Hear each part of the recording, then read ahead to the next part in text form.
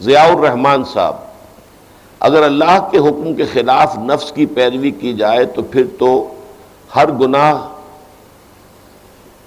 ہی شرک کی صورت اختیار کرتا ہے۔ صحیح ہے، یہ اصل میں اپنی حقیقت کے اعتبار سے ہر گناہ شرک ہے، لیکن جو فرق پڑے گا وہ یہ ہے کہ ایک گناہ آپ سوچ سمجھ کر کرتے ہیں، بالارادہ کرتے ہیں، اس کے لیے پلاننگ کرتے ہیں۔ ایک گناہ وہ ہے کہ جو وقتی طور پر آپ سے کہیں جذبات کی رو میں آ کر آپ بہہ گئے اور آپ نے کوئی حرکت کر دی، اس سے بنیادی فرق واقع ہو جائے گا۔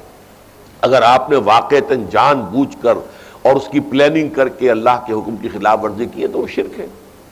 لیکن ایسے ہی اگر کئی جذبات کی رو میں بہہ کر کوئی ماحول کے اندر جو ہے وقتی طور پر کوئی ایسے اثرات غالب آ گئے کہ غلط اثر کوئی غلط کام کر بیٹھے تو وہ شرک نہیں ہوگا، گناہ ہے، گناہ سے توبہ کی جائے۔ البتہ شرک سے بھی توبہ اگر کر لی جائے تو شرک بھی معاف ہو جاتا ہے۔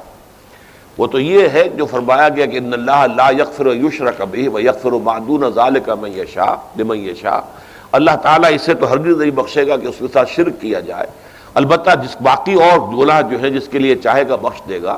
لیکن یہ کہ جہاں تک توبہ کا تعلق ہے، شرک سے بھی توبہ کر کے انسان اس کی سزا سے بچ سکتا ہے۔